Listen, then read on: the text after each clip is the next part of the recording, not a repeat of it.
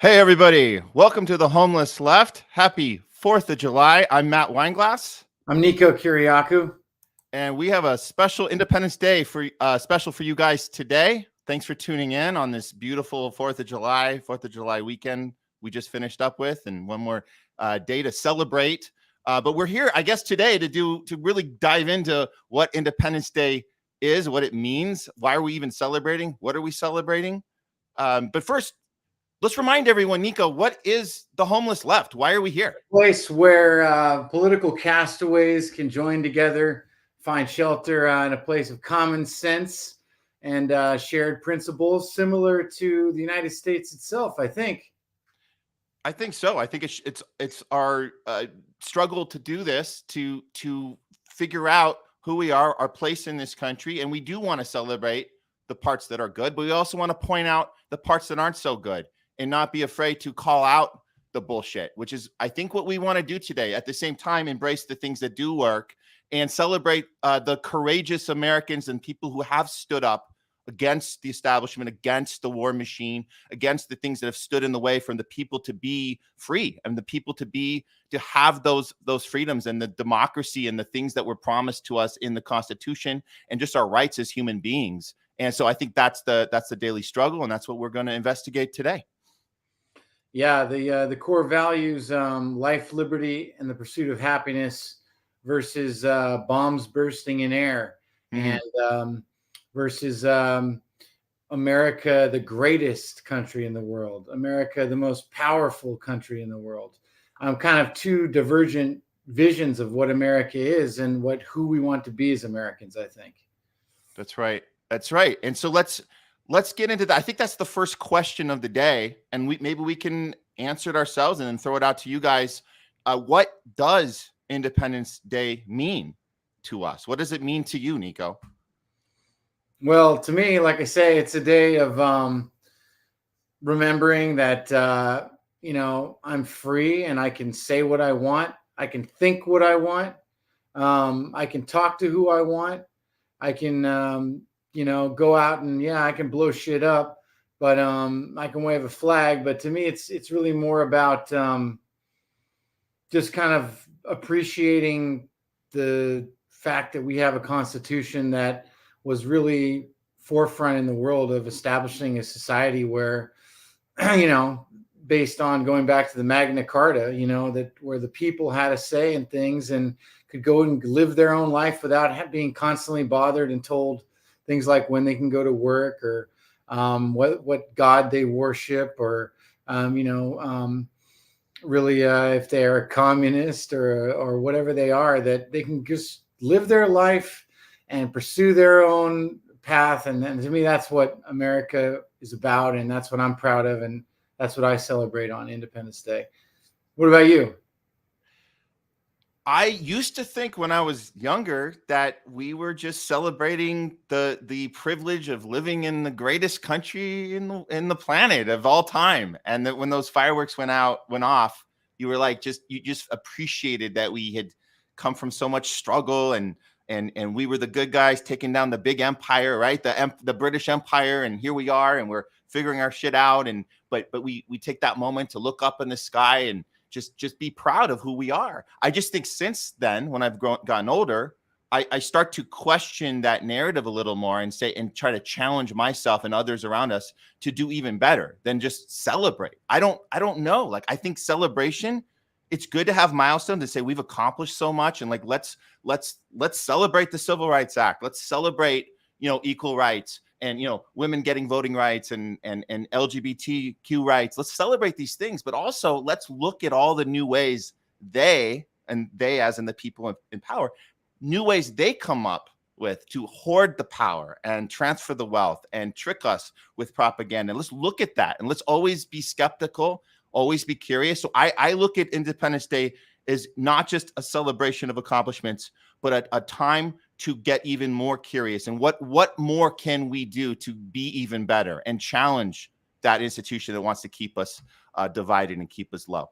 I like that. And I think you're right. Like, it's kind of morphed. It's not just how many people are sitting there and going, the Revolutionary War, 4th of July. It's more like, whatever it is about this country that you like, that makes it a place you like to live. And, for me, I guess I would add to that list, like the melting pot aspect of our society, just our diversity of our society, bringing people from around the world.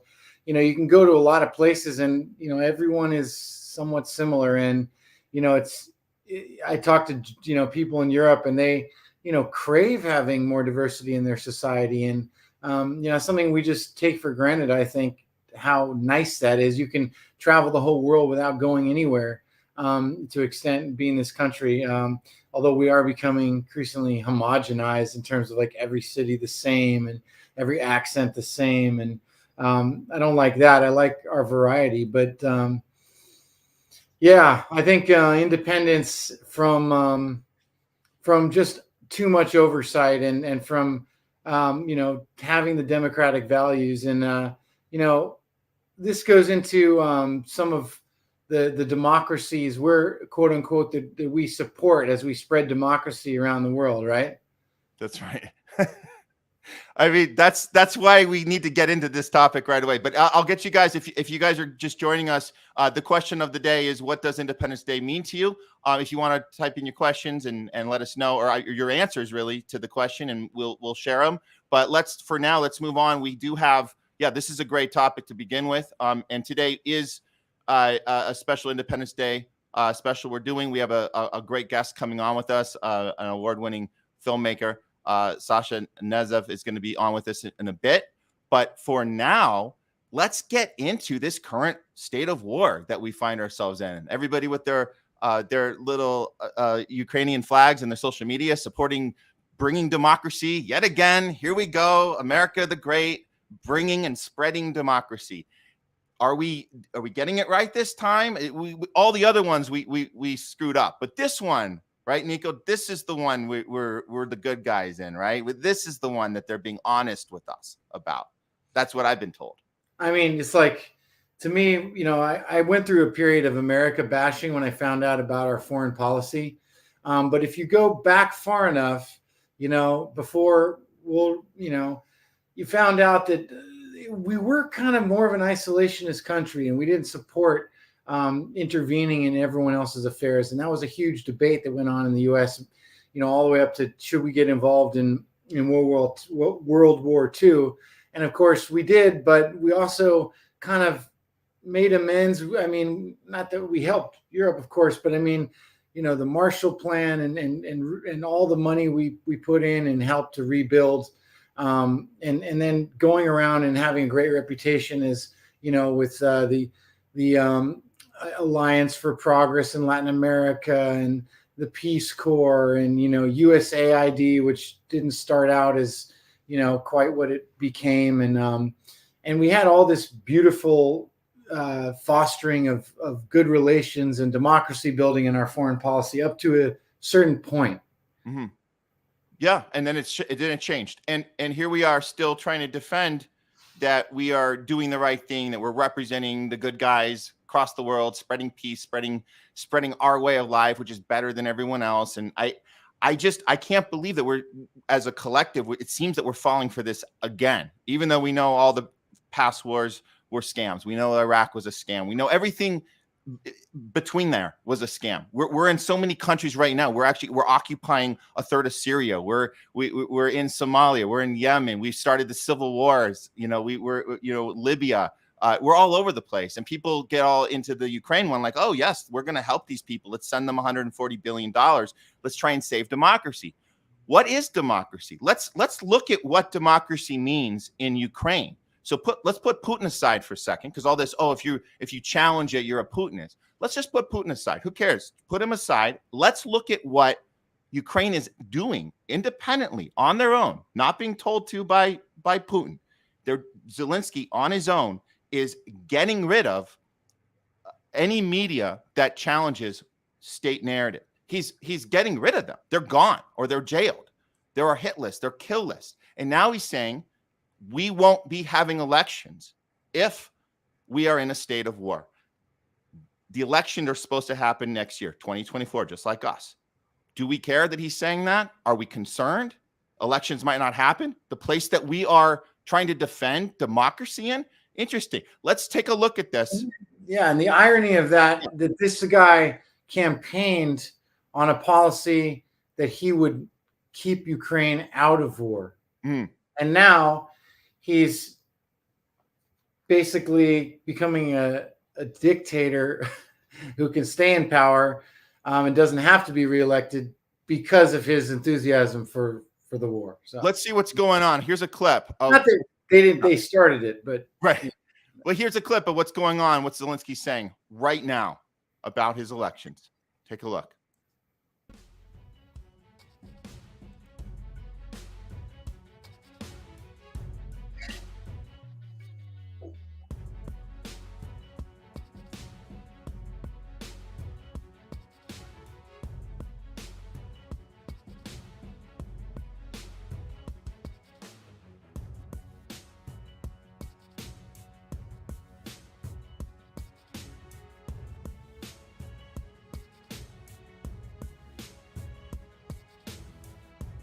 And here's the quote.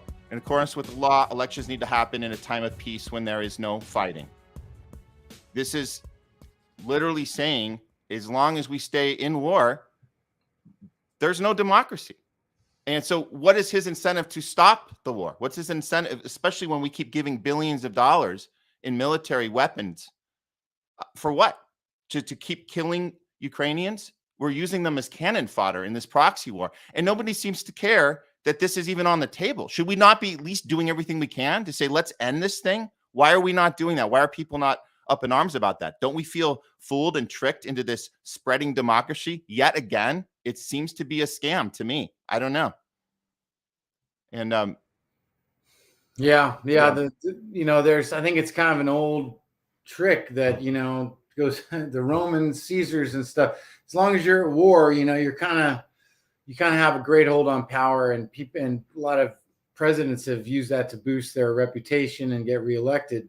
Of course, the ultimate expression is when you just say, hey, I'm going to stay in charge because there's a war going on. And it's always convenient how crisis, again, is used for the usurpation of our rights. When it comes to the whether it's disaster capitalism and capitalizing on disaster, and then going back to the Reichstag fire and false flag operations and 9/11 and the Patriot Act and COVID and the suspension of the First Amendment, the Third Amendment, Fourth Amendment, Fifth Amendment, Seventh Amendment. I mean, all for our benefit, because things are really hairy right now. And again, if you go back to the time that the Constitution was written, it was written during plenty of pandemics during the Civil War. And nobody said, well, this only counts when, nobody's sick. Mhm. It's like, no, you have to maintain certain standards and principles in order to have your society function in crisis, especially. The last thing you need is to throw all that out the window because you're in a time of crisis. And it's like, so that's my take on and Zelensky. I mean, he's suspending the churches. I mean, he's gone on and on. The clamping down on the free press. I mean, it's actually worse than that, Niko, than just canceling opposition media, and he's jailing people that are challenging that. It's even worse. There's an official kill list. Now, I think most people know that exists, that they consider to be Russian spies or people pushing Putin agenda that's challenging them. I think people kind of know that exists, but a lot of people don't know this. There are U.S. American citizens on that kill list, and the kill list is funded by NATO. And we know that this has hit close to home in the last month because colleagues of ours have been put on that list. And I'm going to play a clip right now of one of our friends, Jimmy Dore, who found out he himself was put on that list. A podcaster, comedian, put on a kill list funded by NATO. Check this out. Ukraine government has this website, and anybody who tells the truth about the war in Ukraine, they put them on a kill list, and they actually kill some of them. And I'll just show you what it says on here. Here's what it says up here. It says it's non-government Center for Research of Signs of Crimes Against the National Security of Ukraine, peace, humanity, and the international law. Information for law enforcement authorities and special services about pro-Russian terrorists, separatists, mercenaries, war criminals, and murderers. So that's what that's what they say we are. And so there it is. That's my close up. It's not a horrible picture. Dissemination of Kremlin so then what does it say here? It says dissemination of Kremlin propaganda narratives with an aim of receiving financial compensation from the aggressor country. Justification and informational support of fascist Russia's open attack on Ukraine. And then there's the big page, and it lists all my YouTube stuff that I've when I've told the truth about Ukraine. They list them. That's their evidence for me being a bad person that should be killed. And then down here, it says this. It says the Peacemaker Center asks law enforcement agencies to consider this publication on this site as a statement that this citizen committed a deliberate act against the national security of Ukraine, peace, the security of humanity, and the international legal order, as well as other offenses. The issue of Nazism in Ukraine will be seen in retrospect as a defining issue of our era. And it is important to remember that the reason I and many others are threatened by the Ukraine government and their NATO backers is because we, in turn, threaten to expose them for what they are, Nazi collaborators. As it turns out, the Covert Kill List website is a product of the Ukraine regime, effectively funded by the CIA, among others, and is hosted by NATO.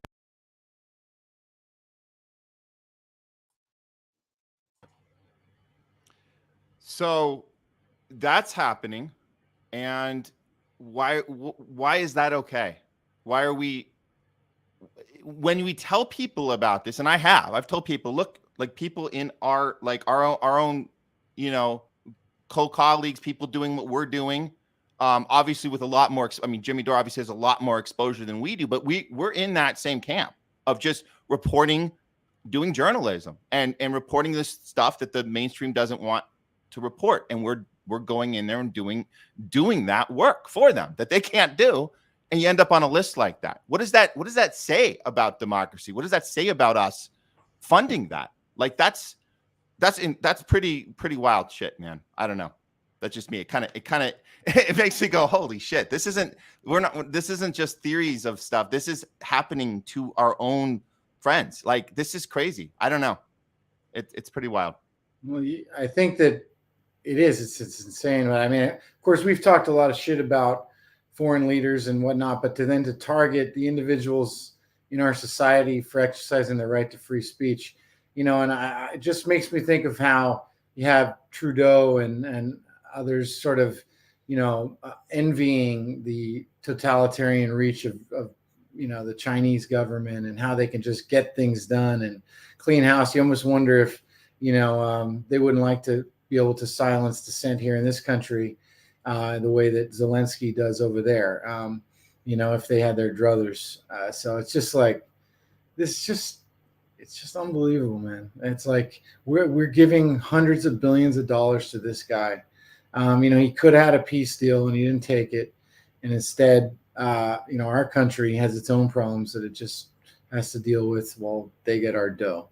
You know, I appreciate people supporting, you know, the stopping of inhumane actions, but you know, that should mean winding down a war and helping be, you know, the peacemaker, the using our clout to influence others to end war, not to just go back into Cold War mentality of endless funding and proxy wars, which it seems like is what the neocons in the Biden administration want to do, and the connection to Victoria Nuland and you know, the CIA's involvement in Ukraine, and now you know, toppling that regime and putting Zelensky on a peace ticket, and then now he's the war president, when State Department has been saying openly for years that they're, you know, our position towards Russia is regime change. So to me, it's just like you have to connect the dots, but it just feels like this is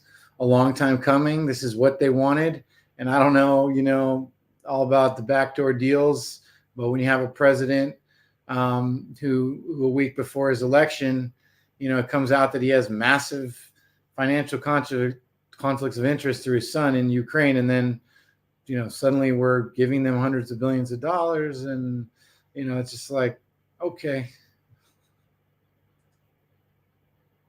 Why are we so few of us talking about that? I don't know why why this isn't being talked about like on every news channel. I don't know. Well, we do know why. We do know the funding of military industrial complex. We know how that works. Hey, listen, I do have a response to our question. The question is, what does Independence Day mean to you? And we have from Leslie, we do have a answer we have on the Sherwood Players page. It means freedom to your own religious beliefs, to religious autonomy, to be able to separate the church and the state. And in modern days, bodily autonomy would include separation of church and state too, because it seems we have regressed. Independence Day also fortifies the necessity to seek a better life elsewhere. It means to seek a better life for yourself and your family, whether you are white, brown, or whatever color skin you are. Immigration is looked down upon by people. Excellent. Yeah, I mean, I guess like I like what they're saying about the freedom, the autonomy, bodily autonomy. I think is huge, and that's again like how a guiding principle should determine your opinions, not the political tenor of the day, like you discussed last week about how all these supposed liberals have flip-flopped to pro-war positions because it's no longer their in their political interest, because they just want to oppose Trumpism and Republicans at all costs. So if Democrats are pro-war, now they're pro-war. It's like if you have a principle about bodily autonomy, that clarifies your position on abortion. It clarifies your position on vaccine mandates. It clarifies, your position on, I don't know, gay marriage in a way. And so I think that those are important values. I would kind of, again, like to seek, it means that you seek a better life. There's more to it. It got cut off. Seek a worse life if you want to. That's right. So if you want to go stick Oxycontin or fentanyl in your body all day long, you should be allowed to do that. Yeah. So the sentence continued because it was too long of a thing, but it says whose ancestors did the same exact thing as they sought a better life in America. Like you're saying, better life, whatever life you want. That's what they sought. And we should be better as a country of the free and the brave, which is literally like in our, mantra. It's like that's the home of the free, or land of the free, home of the brave. Yeah, that's it. You don't have the freedom without the bravery, because if you just get so scared at every little fear, then you throw away the freedom, and then you don't have, you're nowhere. So the bravery is important. And another take on what Independence Day means, I think is this, and this is something Matt Taibbi put out today, and I'm sorry, but like those are the good old days, man. Like, I don't know, something positive, something beautiful, something strong, something. Mr. T was sensitive and strong, and look, he's obviously affluent, and prosperity. I mean, to me, this is a symbol of something beautiful, and that we've lost. Yeah, I can see that. Well, listen, we're going to come back to the Independence Day topic. We're going to bring in our special guests momentarily, but first of all, let's get ready for an RFK Jr. update. Are you ready to do your RFK Jr. update today, Niko? I'm pumped. You are pumped? Okay, let's do it.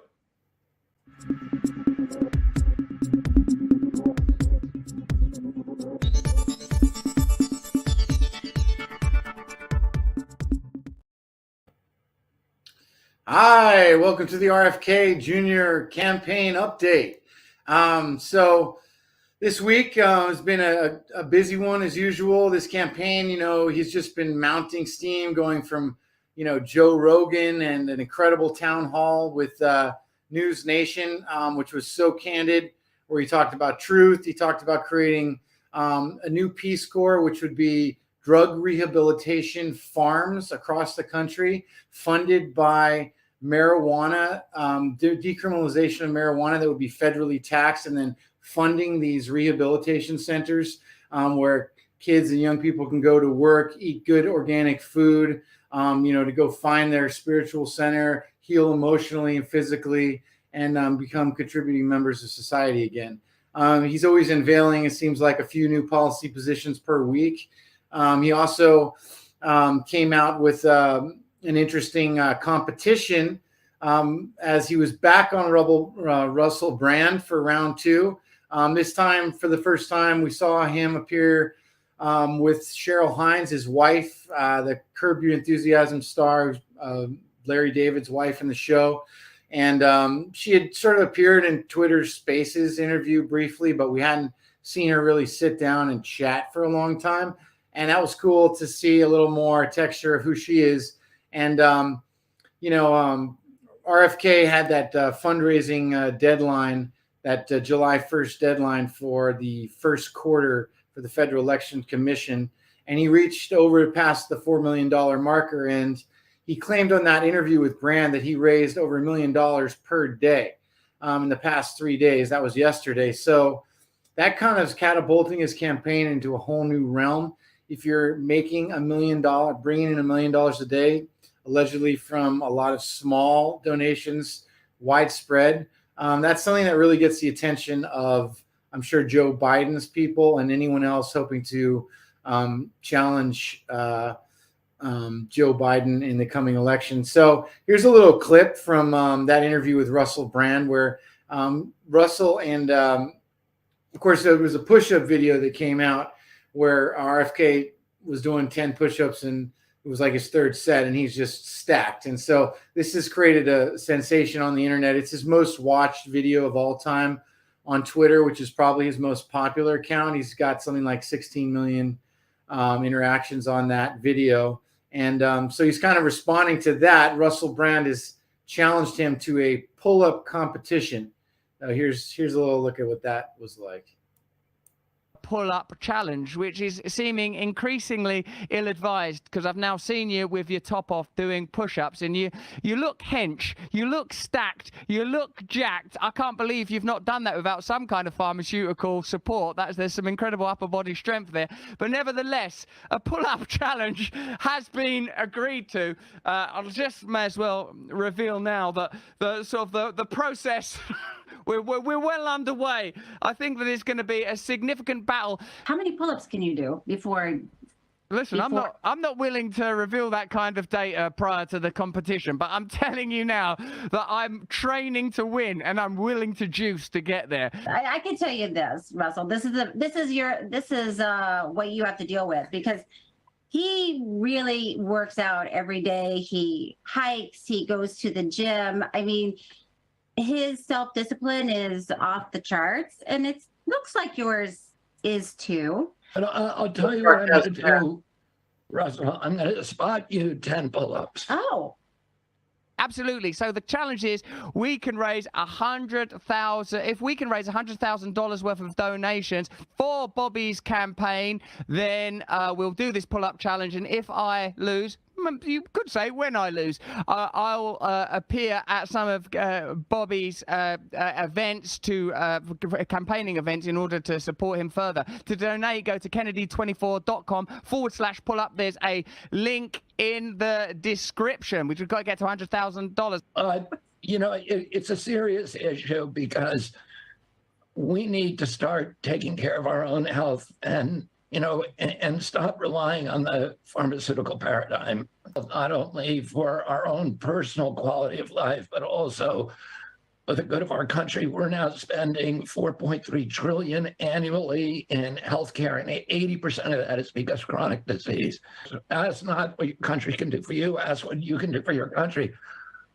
Well, the answer to both of those questions right now is to get yourself in shape. I hope I get to be the counter of the pull-ups when this goes on. I'm going to be, shouting 1, 2. I don't know how many you can do, Russell. I hope more than 2, but. That smacks of corruption, having the wife of one of the competitors counting. Oh, no. Next, you'll be suggesting Dominion voting machines, which verifiably work, by the way. Verifiably work. Okay, bye. Cheryl. To donate, go to Kennedy24.com. I was watching that. When you showed that to me, Niko, and I know Russell Brand aired that today on his show on Live Free, and you guys got to check out his show on Rumble. It's incredible, uncensored, just like ours. But I just couldn't help but smile watching the three of those guys just chat it up, doing a good cause, raising money for the campaign. But just like, and you're watching that, and you think, man, there's actually a lot of people out there that think these are bad people, that they need to go away. And you're just like, they're coming from a place of love and peace and courage and bravery and trying to do the right thing. And they're joking around about pull-ups and like health, but like that's important shit. That's the kind of stuff that was not talked about for 3 years during COVID. And they're having fun talking about it. But how important is that when he says, let's look at our own health? How can we fight back against the corrupt healthcare system, big pharma? We have to take care of ourselves. What a better way to do it in a fun way like that. I love that. Yeah, one of the statistics he cites in that interview is that the chronic disease epidemic is costing our country something like $4.3 trillion a year. And never mind how it impacts, our personal well-being, our personal,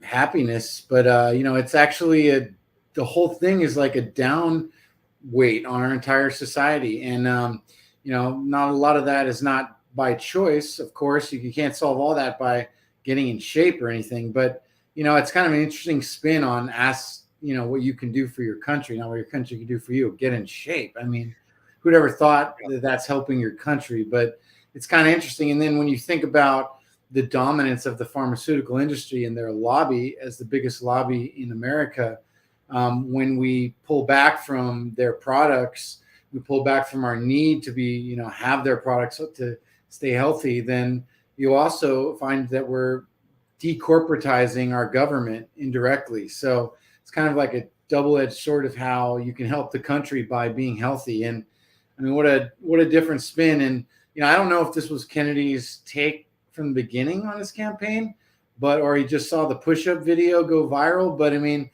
he's obviously, like she said, a disciplined guy. He's been working out for years. And, when you can talk about vaccines, you can talk about anti-war, you can talk about the big lobby of corporatism, but you get out there, it's like, that's one of the reasons Joe Rogan's so big. It's like Americans want to hear about positive things, I think, especially on Independence Day, about health, about, how you can make your life better, not all this, doom and gloom, how everything's corrupt and gone to shit. So, and to remind people, this is the guy that little imp Peter Hotez refuses to debate because he is just Peter Hotez so much better at health, I guess, than RFK Jr. I can't believe it. He just won't. He refuses to have a debate about health and science. I mean, my God, it's incredible. Did you see some of the memes that came out? I can't remember if we showed any of those last week, but with him and Hotez, yeah, I saw some. Yeah, people went nuts on that. I think that thing that went down with him refusing the debate on Rogan might have cost him Fauci's job. Pharma might be looking at that right now. Pfizer and Moderna and Bill Gates, everybody going, you know what? This guy might not have it. Fauci was good. He could really sell it, but I don't know. I don't know if he's got it. So, hey, that's a good thing. We got one more out of the Democratic candidate is Senator Joseph Biden. Sorry, I popped in. Yeah. Cool. Yeah, I wanted to, if I could bring in one more thing, Matt, on the RFK.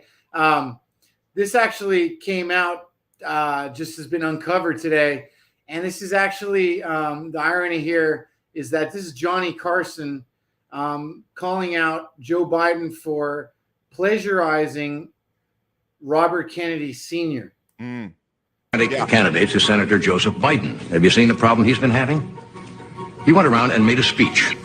And apparently, he quoted I think it was a British politician, took his speech and kind of paraphrased it as his own. And then the press got on him, and then he was charged also with taking part of Bobby Kennedy's speeches. And Biden says, not to worry, he reassured his staff. He said, we have nothing to fear but fear itself. It was obviously the Franklin Delano Roosevelt quote. Yeah, exactly. And that type of humor, which obviously was good that Carson did that back then. I mean, there's so much of a paper trail of Biden being called out on mainstream TV of all of his bullshit over the years. But like, as we see with Ukraine, as we see with any topic that we need to repackage, they need to repackage and sell it to us. They literally have this ability to wipe out history. And we just kind of forget that these things have happened.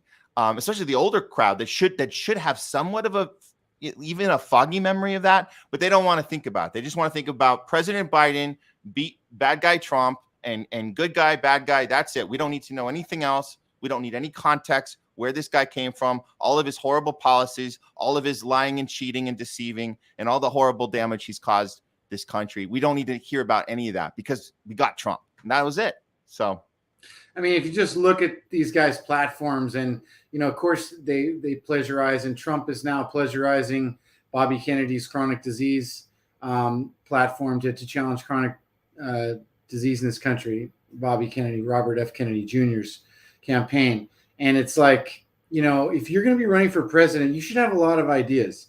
I haven't seen this many ideas out of a candidate, that's gotten some traction since. I mean, Elizabeth Warren's website when she ran for president was pretty amazingly in depth, all the things she wanted to do. And yeah, it's ambitious, but that's what you should have. I mean, Kennedy has a position on everything. I mean, Bitcoin, I mean, he's elucidating some of his positions, but he's got novel ideas and a new way of talking about things. It's not just like, let's go poll the demographic and decide what message is going to do best, and then let me just shape that and change that and flip flop this. No, it's like, here's what I am. Here's what I've been thinking about for years. Here's what I would do about it. That's how you should come out. And people should get a sense of learn how to distinguish between a charade candidate who's just an amalgam of corporate and elite interests masquerading as a human being, like a Joe Biden, versus a genuine human being, like you said, who comes out and just, whatever, just is himself. And it has a very different feeling when you see it. So for sure. Well, thanks for the update, Niko. Let's go ahead and move on to the guest of the evening or the day. It's afternoon, but we are very pleased to welcome to the show today. This is our guest. He is an award-winning filmmaker from Serbia, director of the controversial documentary American Addict and The Big Lie. Both are available now on Tubi. He's the president of 888 Films in Serbia and currently producing American Addict 3. He's coming to us from the U.S., actually, right here in the home of the brave but not so free Southern California. Please welcome to the show, Sasha Nezev.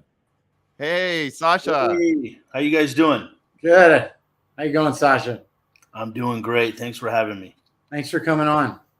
So, Sasha, we love that you joined us today because it is, Independence Day, and we are kind of looking at reflecting on our country and where we've come from, and specifically the influence of the military-industrial complex. And we know, in Big Pharma and all the other corporate takeovers we've seen, and we're trying to, kind of maneuver and kind of figure out where we stand, how we can keep our freedom, how we can keep what was promised to us in our Constitution and the God-given rights of freedom and the democracy that our country apparently provides its people. You have a very interesting perspective, being a Serbian. You have, I guess, joint citizenship, U.S. and Serbia. I'm an born an American. I'm a dual citizen, but I'm a Serbian American. Yeah. Great. And I know you have had a great perspective beyond us because you've been able to have the dual citizenship, and you've made movies in Serbia with 888 Films, and you've been able to kind of dive into some of these issues way before a lot of us were even suspicious of them. So I know you have those years of study and thought put into this. So I don't know. Let's get into this. Let's get into this right now. Niko, you want to jump in here and try to we'll try and get the conversation going. Well, I'd like to give Sasha a chance to weigh in on what Independence Day is. Just if maybe he has a different take or he would add something different than we had to say. Well, I mean, it meant our formal independence from the British Empire, and based on isolationism, non-interventionism, personal liberty, the Constitution. We're the only country in the world that has a government that's still functional, whose foundations are still rooted in the Constitution, based on the foundation of this country.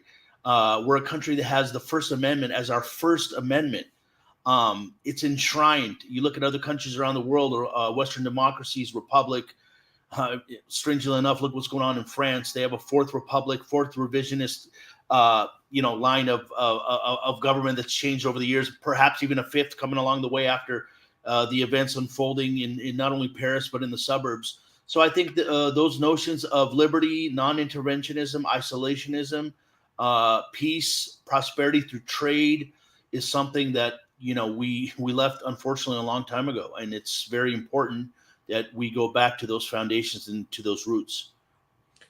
Yeah, it does seem like a lot of the freedoms that we sort of associated with Western world are being eroded away even faster right now in Europe. I haven't kept up on all that, but I know there's some significant policy changes going on, and the huge, massive protests that you wouldn't even know about here in the States, but also moving quickly towards digital ID systems. And have you been tracking any of what's going on anywhere in Europe in terms of the change in liberty, Western values around liberty and democracy?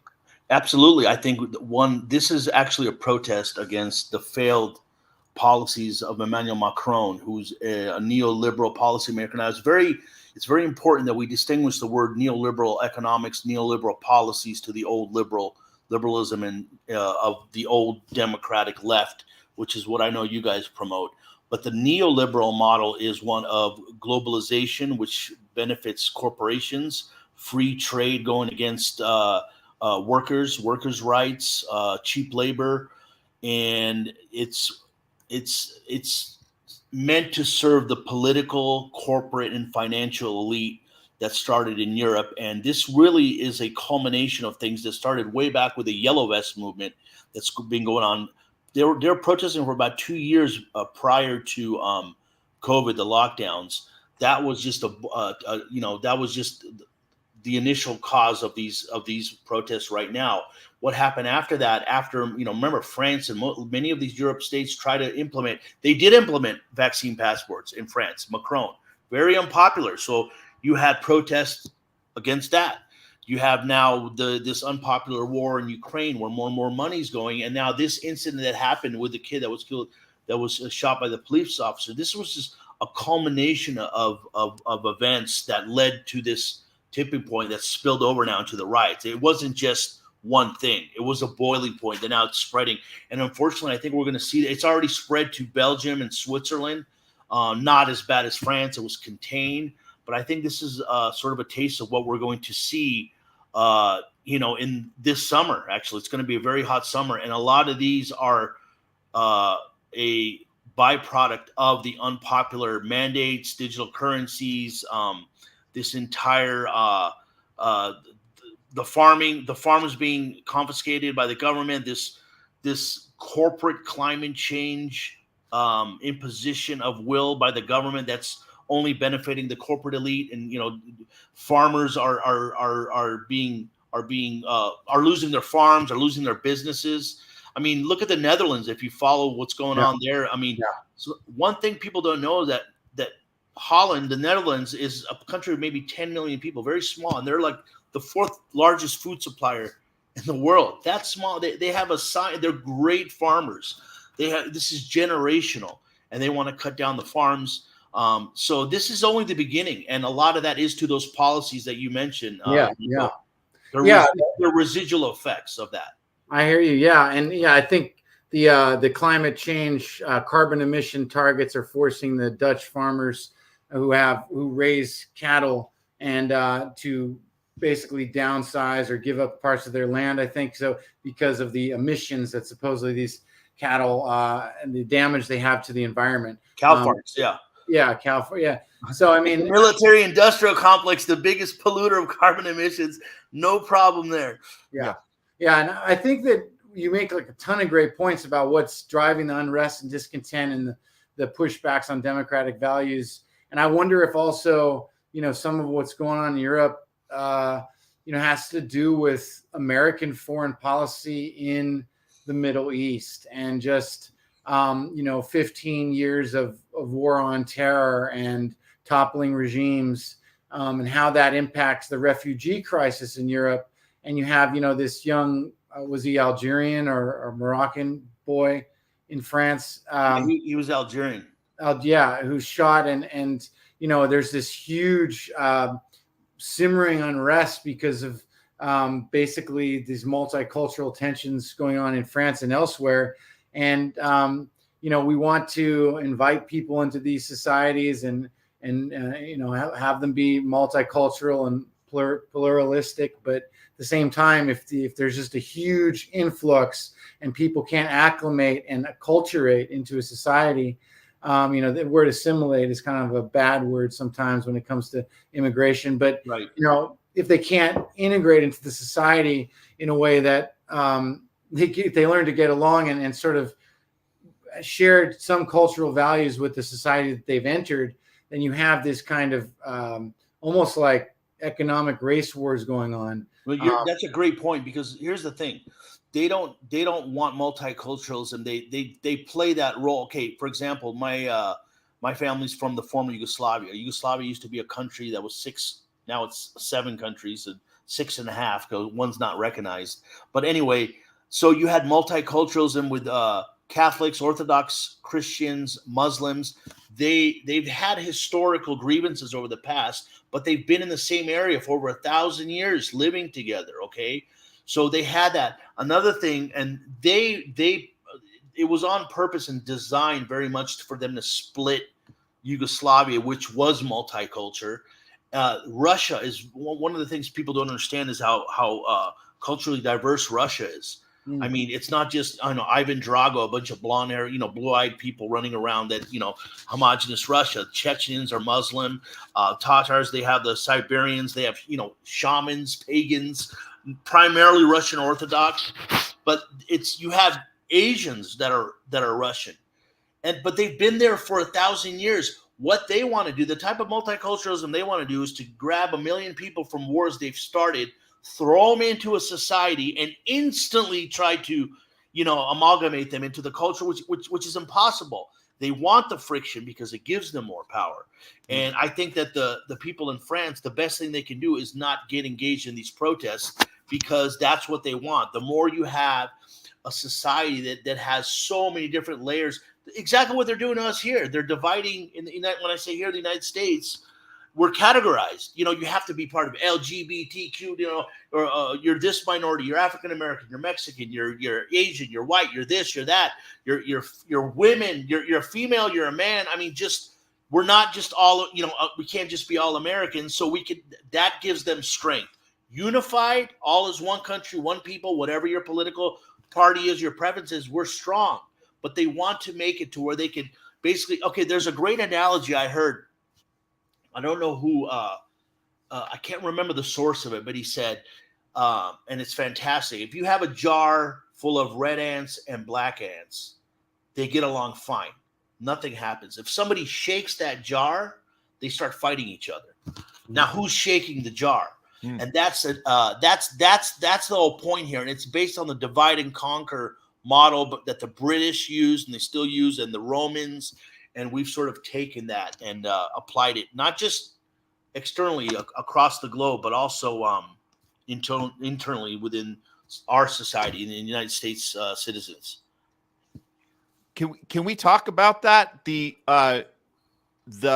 influence of the British Empire. How did that the link of how we handle our military and U.S. military strategy from the British Empire? Yeah, it really comes from there's a guy named Halford Mackinder. So the concept is known as Mackinderism, and he was a very influential British politician and academic. He was director of the London School of Economics, which is a hugely influential university for the political elite, not just in the UK, but around the world. It's imbued in that political class. It's sort of what our Ivy Leagues have become. They've turned into institution for the political elite and the political class. Here's the slide. I got it right here. Yeah. So in 1904, he wrote something called the geographical pivot of history. And it was based on this notion of the heartland in Eurasia. So the British, the rimland, which you see at the bottom there, the British already controlled the Middle East. They already controlled India. They've been in India for 2 centuries. They had the Middle East. But their biggest challenge was Eurasia, which is the heartland. And that's modern day Russia. You can really actually pull it back to the Balkans, where Yugoslavia used to be, Serbia, Croatia, Bosnia, Romania, Greece, through Turkey and into the Middle East. But it's primarily Russia, Ukraine, and China. And what Mackinder wrote in 1904, it's a 50-page document, he said that the United Kingdom, the British Empire, the future was pivoting towards Eurasia. He understood that 2/3 of the world's population was in Eurasia, and also all the resources. I mean, a lot of things people don't understand about Russia is that it has the largest depository of resources on the planet, aside from how big the country is.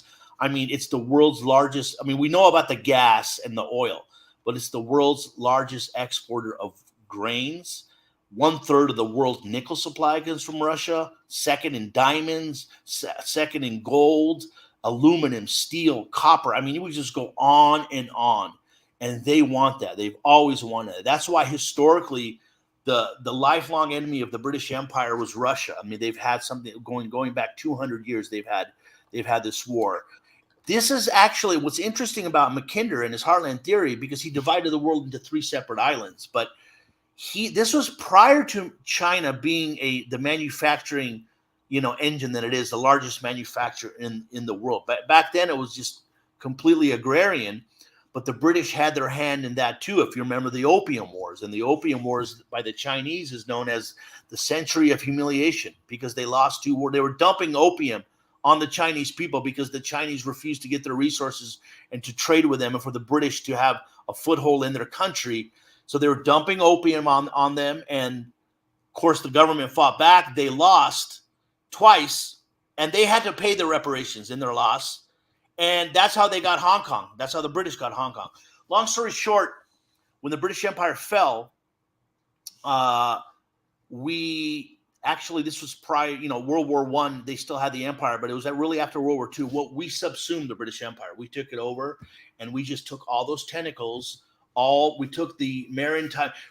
Britain had the maritime supremacy. Their ships, their empire was able to be ruled because of its maritime sea supremacy. So we took that over, and we took everything from them, their philosophy, their political doctrines, and we just absorbed it into the Anglo-American Empire. It's really an extension of the Anglo-American Empire. It's not really that we took it over. We absorbed it with them, and now we have this Anglo-American Empire.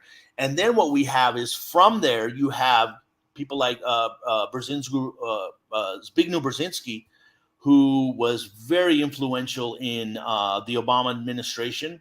He wrote a book in 1997 called The Grand Chessboard. And basically all this book was a regurgitation of an appropriation of Mackinderism. Halford Mackinder, same thing. Eurasia is the key point for American to strive in its supremacy, geopolitical supremacy in the world, and needed to control Eurasia. So it was just an extension of that. And remember, Brzezinski is a Democrat. Now, on the flip side, 1997, this book came out in 1997, the same year in 1997 that PINAC, the Project for the New American Century, was founded by neoconservatives, and these were Republicans. So my point is to show that these are uniparty. We have one party. It's a uniparty state on the core issues, which is the military-industrial complex, wars, corporations, finance. This is all one party. The part about identity politics, which they're throwing at us domestically, is just meant for us to fight against each other. That's it. They don't care anything about that. So the Project for the New American Century was founded by Robert Kagan. Robert Kagan, a Republican, and that was intended for this new neoconservative movement that was also an extension of Mackinderism. Same thing about America's supremacy in the New World and how it needed to be able to sustain that by exerting its influence. And in 2000, they wrote a document. And Robert Kagan, by the way, is married to Victoria Nuland, a Democrat. He's a neoconservative. She's a neoliberal. She was involved in the 2014 coup in Ukraine as Under Secretary of Eurasian Affairs, Under Secretary of State for Eurasian Affairs under Obama. Huge. That was her project.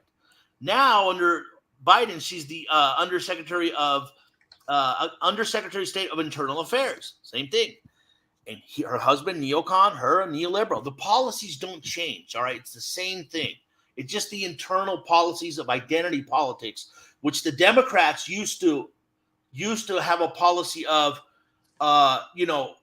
jobs, employment, healthcare, education, which all those things, they switched that around. It was primarily about jobs. That was the main thing, making sure everybody had a working class, working relationship up to a good standard of living. They got rid of that. They shifted it. They switched it into identity politics, and now that's all they concentrate on. So in 2000, the Project for the New American Century wrote a document, 90 pages, I believe. It was called Rebuilding America's Defenses, and it said that America needed to be able to fight multi-theatrical wars on many continents in order to exert its supremacy and its American hegemony.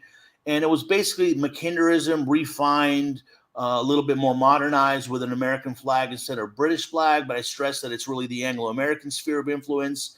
And that was written in 2000. In 2001, we had 9/11, and away we went with the wars.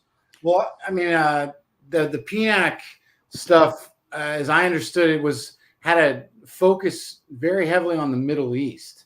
And they were specifically talking about reshaping the Middle East, and that they just needed some crisis that would warrant our intervention. We're talking 2000, and now what happens in 2001? We can go on and on about that odd timing, but I think there was also part of that neoconservative movement. I mean, who these people were, as I understood, it goes back to Irving Kristol, who was Bill Kristol. Him and Robert Kagan together founded it. Right. So he was a traditional, more, as I understood it, ultra conservative right, pro-Zionist was part of his positioning. So when you had the PINAC come together, it was actually like merging of your traditional right, Christian far right, Christian Zionist type mindset. And I felt there was a real ideological bent there. Although, one could argue that neoliberalism and fake ideological bent. Fake. Yeah. They just used it so that's something I want to ask you about is what is the real, is it power, is it money? But if it's not ideology, certainly use that to draw together a coalition, a diverse coalition on an elite level that pulled from, like you said, from the elites on the left and the far right. Right. And that's an important point because it initially started with the Middle East because of Iran. Okay. Remember the axis of evil speech that Bush gave? Yeah.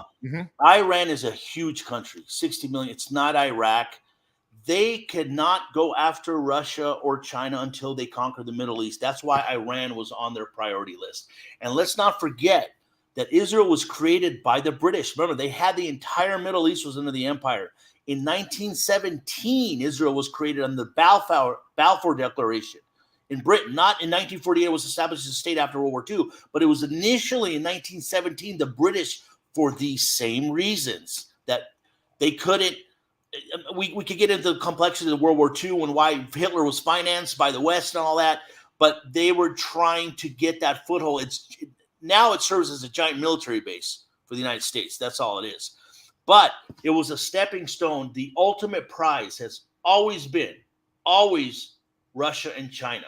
Primarily first Russia, then China, because they're the only ones that can withstand the American military. And this is the quagmire we're in because they've managed to align China and Russia like in every aspect, military, economically, like never before in history. So they're so aligned right now that as a bloc, they cannot defeat him. And now in Ukraine, with things going so badly, they wanted to use Ukraine just as a battering ram. That's all it is, to fight Russia, nothing else. They thought they'd weaken them first financially with sanctions. It didn't work. Ukraine was the biggest military in Europe. They were trained since 2014 for this war, okay, to take back the Eastern Russian blocks that they lost in 2014 and to ultimately go after Russia. Russia's been talking about this for 20 years. They wanted NATO expansion to stop.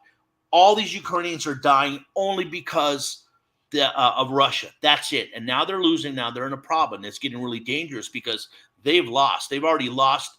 They lost 6 months ago, but they keep escalating and escalating to the point where you have some people, some of these neocons, the people we mentioned, and people in Britain that want nuclear war, even tactical nuclear weapons. This is a resolution that Lindsey Graham proposed to Congress with a false flag. But anyway, to get back to the question, Niko, yeah, the Middle East was a stepping stone. It's always been Russia. It's always been China. And this is where we are today. So what about the oil? Oh, sorry. Well, yeah, the oil too. I mean, it is the oil, but remember, like I mentioned, what the resources that Russia has. I mean, we're talking about rare earth minerals, and they have everything. Look how big it is. They openly have foundations that write about breaking Russia up into 10 countries. They write about it all. They don't hide this. So how do you think Russia feels? They want their resources. They want their wealth, just like they pillaged the Africa and South America, and now they want to do that. But it's shifting now because of BRICS, because of the alliances, because of, and Russia's military is something that is people did not, they underestimated. It's more technologically advanced than the United States military. The United States spends more. Okay, it's based on spending. Russia's defense is primary objective is defending Russia. That's it. They don't have to build these billion-dollar aircraft carriers, which are obsolete. They don't have to build all these airplanes. They have the best.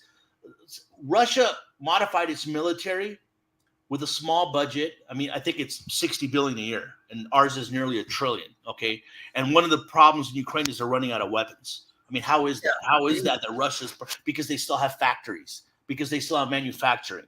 Well, Russia designed this. Let me just say real quick. Russia designed this military. So look, we don't have an aircraft carrier, which the U.S. does, and all these weapons. So what will we do? We'll create the best defense, air defense systems in the world that could take them down. They have hypersonic missiles that can't be stopped, that could take them all out. They looked at it logically rather than frivolously spending money on things that are obsolete. And it's a big problem right now. And China did the same thing. And well, just cybersecurity. Go ahead. Cybersecurity. And yeah, I mean, that's the traditional joke, was that, when they were having the space race, that the NASA spent $90 grand to develop a pen that could write in zero gravity. Yeah. And the Russians just used a pencil. And yeah, that's a great point, Niko. I looked at a helmet for like an F-35. It's like 20 grand in the military. The Russians do it for like 1,000. I mean, it's like, what do you mean? Yeah, it's all about making money. That's it. Stealth bomber, yeah, exactly. The stealth bomber doesn't fly in the rain, I think. So it's like you have these incredible assets that aren't practical and are a big boondoggle. But again, like you're saying, this is by design, and that we're just using Ukraine as a money laundering scheme just to feed taxpayer dollars to military contractors based in the U.S. And then that money then just comes right back to us. And then we find that the Ukrainian military isn't even getting some of these, or they're being resold on the black market and showing up elsewhere in the world. Cartels, yeah. Right.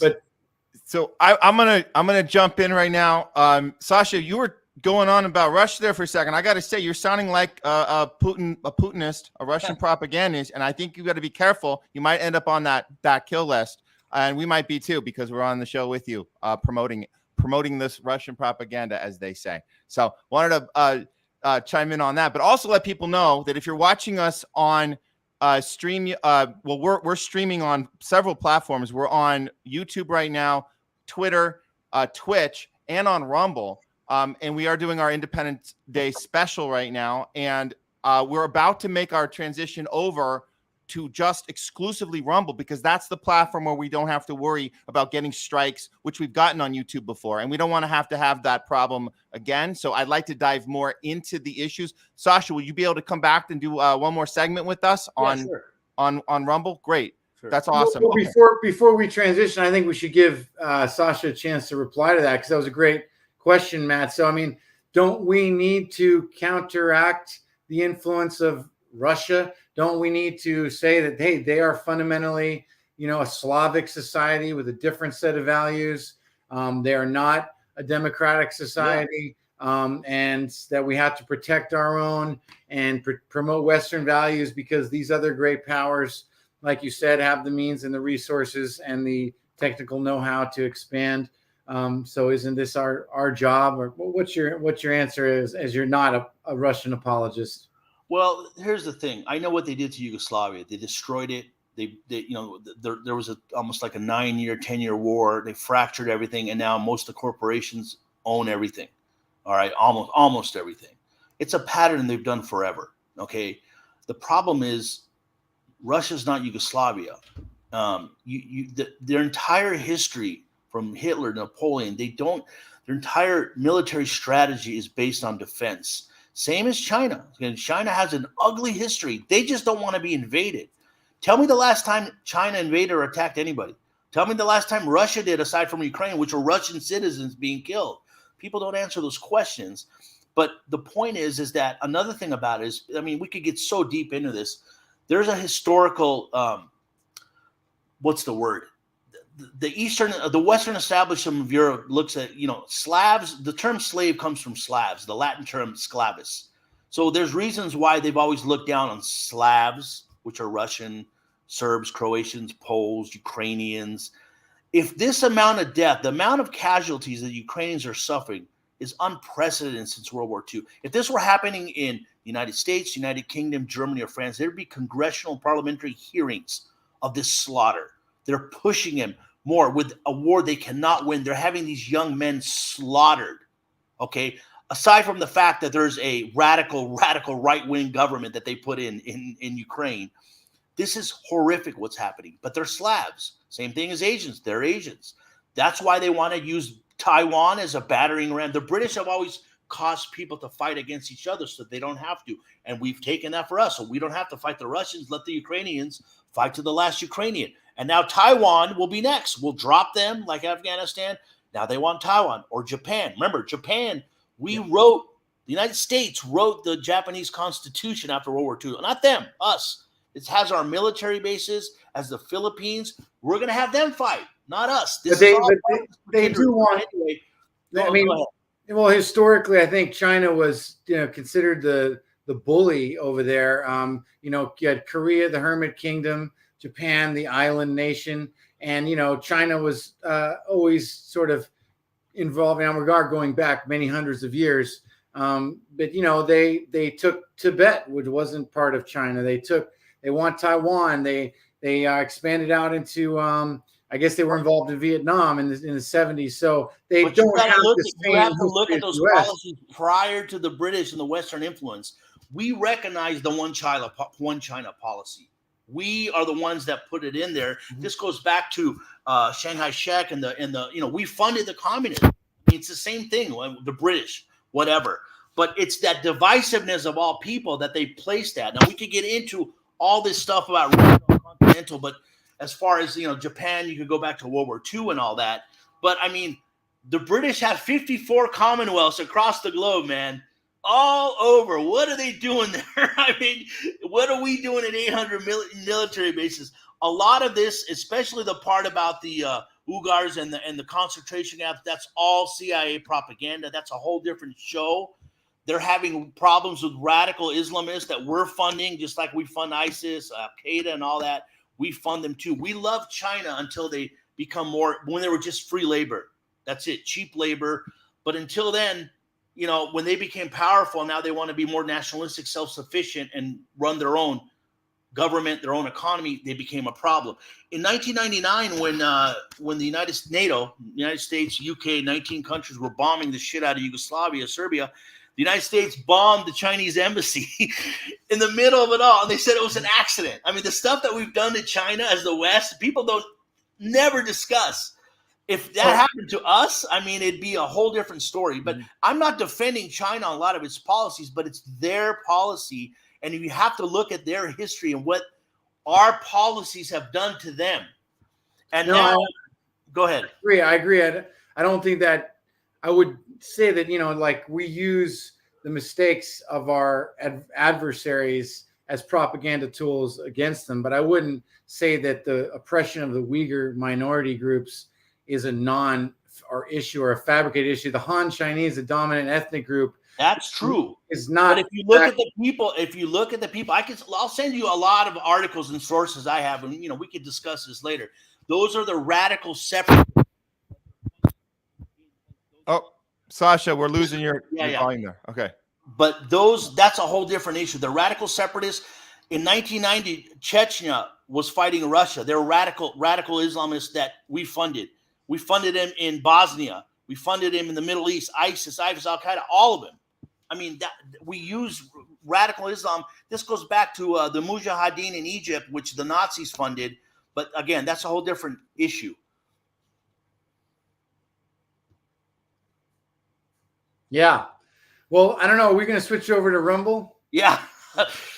That was the plan. I'd like to not get another strike on YouTube. So We probably got 5 by now. We probably have 5. Yeah, that's probably good for the day for 4th of July. Yeah, that's good enough. Okay, so let's so Sasha, please stick around with us. Obviously, we've gone longer than we thought, but it's because we're getting into some good stuff, man. We're having the discussions that the state media obviously doesn't want to have. They don't want us having these discussions. They want to put us on hit lists. They want to shame us and cancel us. And we're not having that. Not here at the Homeless Left. We would like to have these discussions and debates. Debates is okay. You remember those guys? You remember when we used to actually have honest debates and have different opinions on things, and the other guy wasn't the enemy just because they disagreed with you on something? That used to be a thing. Let's get back to that, shall we? Okay, great. So Sasha, thanks for coming on with us. We're gonna have you stick around. We're gonna do one more segment with you on Rumble. And you can check out Sasha at 888 Films and see the stuff he's been working on out in Serbia. He's got the international flavor we need here sometimes, because we get stuck in our own little bubble, and it's nice to see outside perspectives and be able to go, see other people's perspectives as well. So with that said, guys, if you're part of the Sherwood community and you've been sticking around here, we recommend you go over to Rumble and sign up for, subscribe to our channel, The Homeless Left, because that's where we're going to really get into stuff. But for Sherwood, for LA-based people, we have our SPIFF thing coming up. That's our Sherwood Players Film Festival, open for submissions now. Go to that. You can follow us on all the socials, Sherwood Players, and of course our website, sherwoodplayers.com, and get involved if you're in the artist Hollywood community. And some of the stuff we're going to get into on Rumble is going to be about Hollywood, how Hollywood's been affected by military-industrial complex over the years. So these issues affect you as an artist. All the people are affected by it, but specifically artists, because we are the storytellers. We have to have more courage than ever before as we move forward and try and be authentic in our storytelling. So yeah, come on over with us. Right now, we're going to get into Hollywood, more about the Project of a New American Century and some other stuff. So yeah, thanks for joining us right now, guys. And we will see you over in Rumble in just a few. Take care.